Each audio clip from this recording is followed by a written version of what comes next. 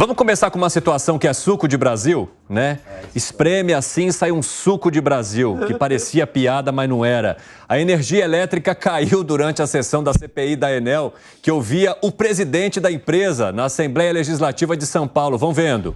CPI montada, deputados preparados com seus discursos, presidente da Enel ali pronto também para trazer a sua apresentação e dar justamente isso aí, ó.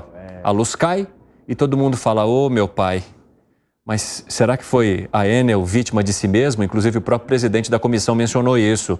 Foram 2 picos, né? 2 quedas de energia, ela voltou rapidamente, mas é claro que isso gerou bastante repercussão exatamente porque Max Lins estava prestando depoimento na CPI sobre o apagão que viveram moradores de São Paulo e da região metropolitana agora recentemente, depois daquela chuva forte que também trouxe uma série de quedas de árvores espalhadas por várias cidades. Bom, como que vocês avaliam agora essa questão, os questionamentos que precisam ser feitos ao presidente da Enel e essa coincidência, digamos assim, hein, Alan Gani? Olha, o Brasil é o país da piada pronta, Evandro. É impressionante. A gente acha que isso só vai acontecer no cinema, num filme de comédia, mas acontece no Brasil. Parece que aqui a gente acaba superando a realidade. Agora, de qualquer forma, a Enel, ela deve explicações para a sociedade, principalmente por que demorou tanto para o restabelecimento da energia elétrica na cidade de São Paulo. Nem tanto pela queda, porque vamos lembrar, o contexto que ocorreu essa queda foi uma tempestade de nível de furacão. Agora, tem um outro ponto aí que eu acho que a prefeitura também deve explicações, principalmente em relação à poda das árvores, né? Quem que é o responsável?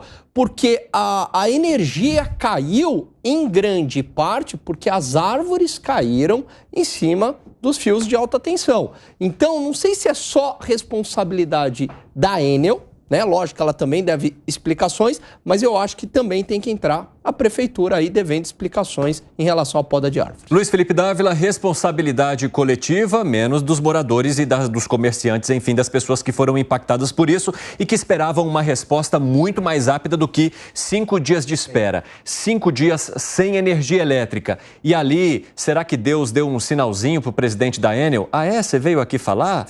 Mostrar a sua apresentação? Então toma, pá, pá! Fique no escuro. Fique da mesma forma que as pessoas ficaram. Ou não, porque ali a luz voltou rapidamente, diferentemente do que aconteceu com as pessoas. Fala, Dávila. Olha, o ponto importante é o seguinte. Eu vou mostrar para vocês o que é infantilidade na política. Infantilidade na política é quando acontece uma crise, um fica empurrando a culpa para o outro em vez de resolver.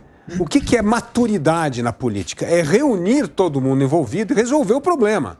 Então, o que deveria ter feito? Um comitê de emergência, colocar a Enel, órgão regulatório, prefeitura e resolver o problema. E não ficar um apontando o dedo para o outro quem é culpado, porque isso não traz de volta a energia para o paulistano. Não dá nem para acreditar que isso não foi feito, né? É inacreditável. Não, o prefeito disse que fez... Bom, se fez, não funcionou o comitê dele, porque começou o bate-boca danado. Então, primeira coisa é essa. A segunda coisa... O Alan Gani trouxe muito bem aqui, que demorou muito para restabelecer a energia. E aí sim precisa ter uma investigação para ver se isso é incompetência ou não da empresa.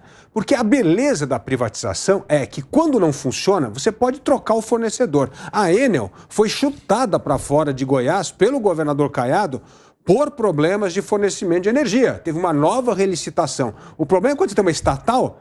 Você está perdido, ela mantém você no escuro e você vai continuar no escuro, porque ninguém vai abrir mão da estatal.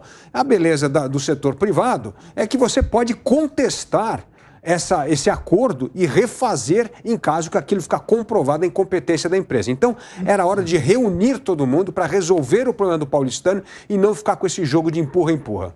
Piperno, o Luiz Felipe Dávila já trouxe aqui também a questão da privatização, porque o que aconteceu com a Enel serviu bastante de crítica, inclusive para o processo de privatização que está sendo discutido agora para uma outra empresa do Estado, que é a Sabesp. Como que você avalia essa beleza da privatização que o Luiz Felipe Dávila acabou de mencionar? Então, eu poderia, boa tarde mais uma vez a todos, citar aqui muitos exemplos de prestadores privados ruins. A questão é que eu acho que a gente não pode ser dogmático numa questão como essa, porque, veja, a gente aqui no Brasil, primeiro, o Brasil tem uma tradição de serviços ruins, sejam eles públicos ou privados em várias áreas. A Enel é uma porcaria. As nossas empresas de internet, você conhece alguma empresa brasileira que oferece serviço de internet, por exemplo, que tenha, digamos, um padrão sul-coreano? Claro que não. No transporte público, a mesma coisa.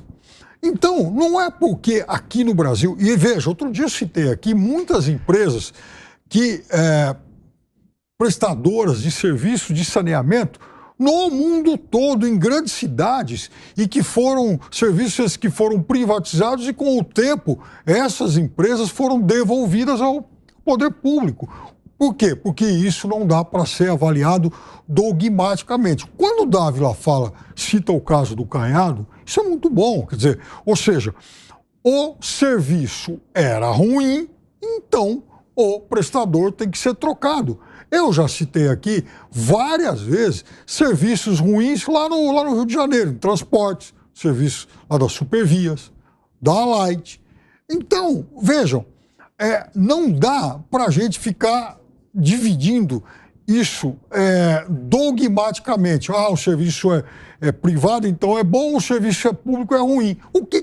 Qual é a melhor prestadora de serviço? A Sabesp, que é pública, ou a Enel, que é uma empresa privada? Não, tem duas coisas completamente diferentes, aí não dá para comparar as duas coisas. Primeira coisa que eu digo é o seguinte, quando você tem uma empresa privada, se ela presta um mau serviço, você não tem como trocar, você é obrigado a conviver. Está aí o saneamento básico. A empresa estatal, você está falando. Estatal. Né? E isso mostra, né, Evandro, o que aconteceu com o saneamento básico. Metade da população brasileira não tem esgoto tratado. Por quê? Porque foi o oligopólio estatal durante mais de 60 anos. Esse é o problema. Então, não presta serviço, toma dinheiro do bolso do pagador de imposto e presta um péssimo serviço e você não tem alternativa.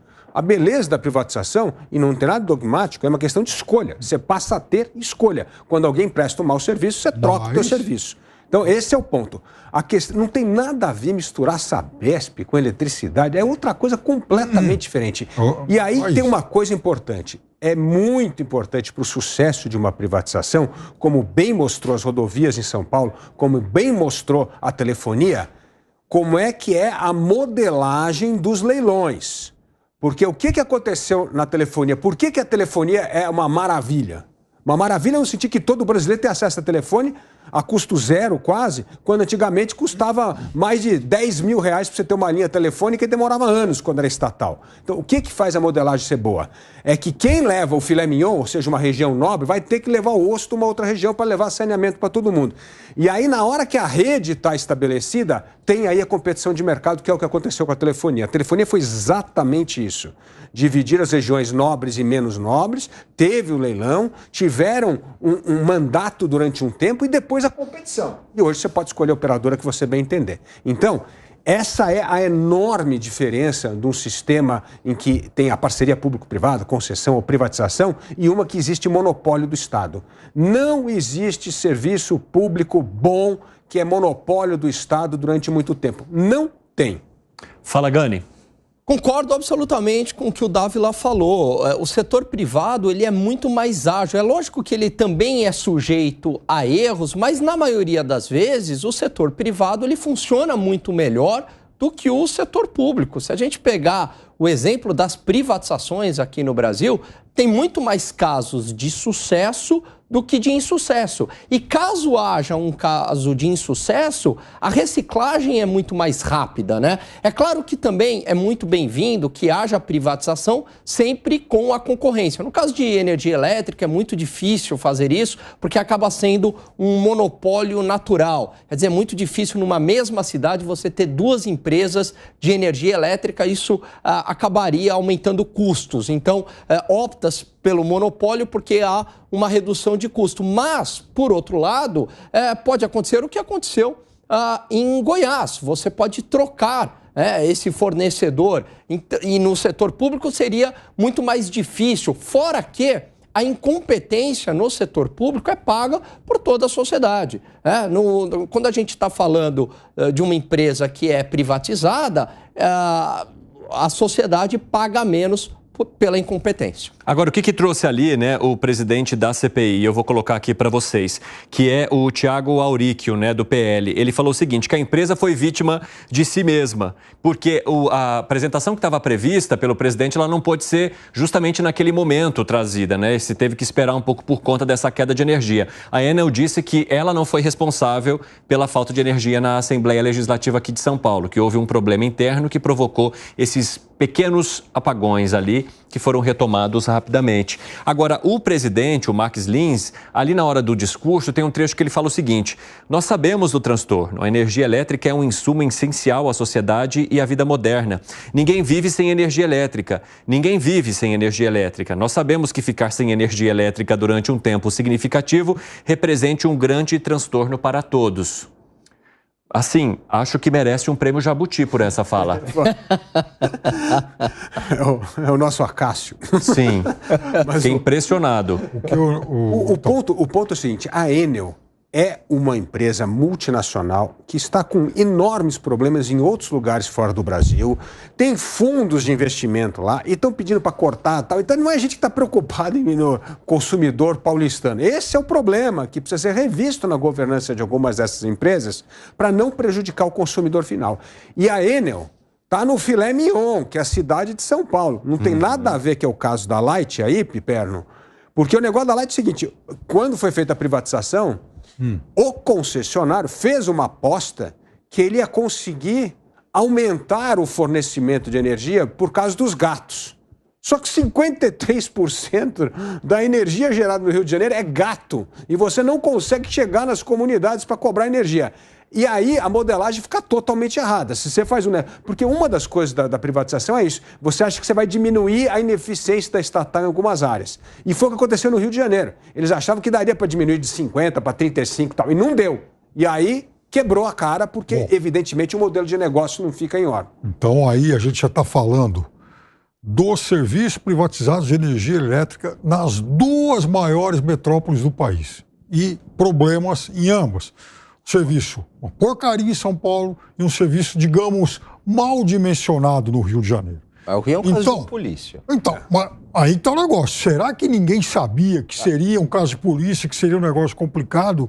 Então, agora é fácil atribuir ao GatoNet, a problemas de... Não. Eu vou dizer hoje o que é o problema. O problema são as agências reguladoras. No Brasil, as agências reguladoras, quando eram técnicas, e foi uma época que elas foram técnicas no governo Fernando Henrique Cardoso, a modelagem era muito melhor. Por isso que nós estamos falando aqui das modelagens do que aconteceu na telefonia, funcionou. O problema é que do governo do PT para frente, politizaram os órgãos reguladores. E aí aquilo lá virou um cabide de emprego, indicações políticas sem embasamento técnico. E as modelagens da privatização foram ficando pior e pior. E isso reflete, sim, no tipo de serviço público que a gente está recebendo dessas empresas. Então, a gente recebe serviços públicos muito ruins. Eu citei a Sabesp e falei, né, nesse caso, não que o serviço oferecido, o produto oferecido seja igual ao da Enel.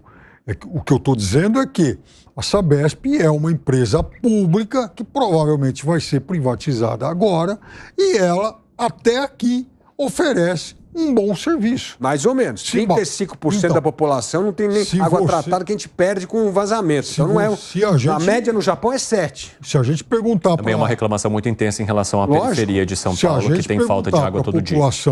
Quem é que entrega um serviço melhor, a Enel ou a Sabesp? Provavelmente a população de São Paulo vai achar que é a Sabesp.